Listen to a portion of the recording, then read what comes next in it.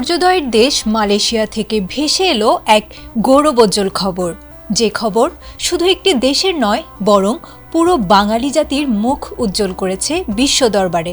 তিনি অধ্যাপক ডক্টর সাইদুর রহমান।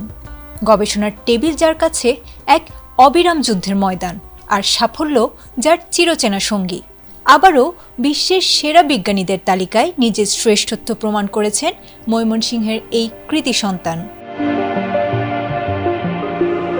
সম্প্রতি প্রকাশিত এডি সায়েন্টিফিক ইন্ডেক্স 2026-এর র্যাঙ্কিংয়ে মেকানিক্যাল ইঞ্জিনিয়ারিং শাখায় অধ্যাপক সাইদুর অর্জন করেছেন মালয়েশিয়ায় প্রথম, এশিয়ায় দ্বিতীয় এবং বিশ্বে সপ্তম স্থান।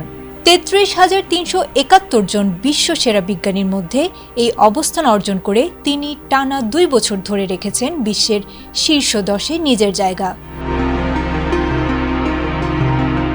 তার গবেষণার গভীরতা পরিমাপ করা যায় সংখ্যা দিয়েও। গুগল স্কলার অনুযায়ী তার এইচ ইন্ডেক্স 145 এবং সাইটেশন সংখ্যা 86,000 ছাড়িয়েছে। স্কলার জিপিএস 2025 অনুযায়ী নবায়নযোগ্য জ্বালানি গবেষণায় তিনি বিশ্বের 1 নম্বর বিজ্ঞানী।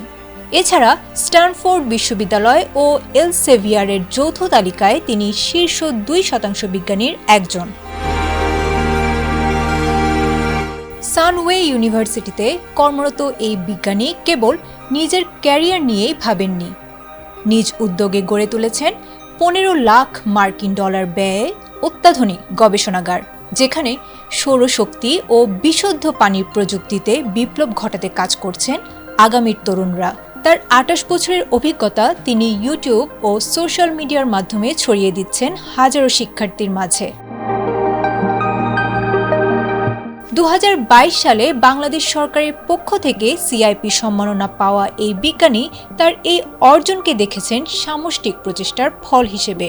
ডক্টর সাইদুর রহমানের এই অনন্য উচ্চতা প্রমাণ করেছে মেধা আর পরিশ্রম থাকলে সীমানা ছাড়িয়ে বিশ্বজয়ের স্বপ্ন দেখা কেবল সম্ভবই নয় বরং অনিবার্য। মালয়েশিয়ার উচ্চশিক্ষা ও গবেষণার অঙ্গন আজ এই বাঙালির হাত ধরেই স্পর্শ করেছে নতুন মাইল ফলক। আয়েশা আক্তার, এটিএন বাংলা।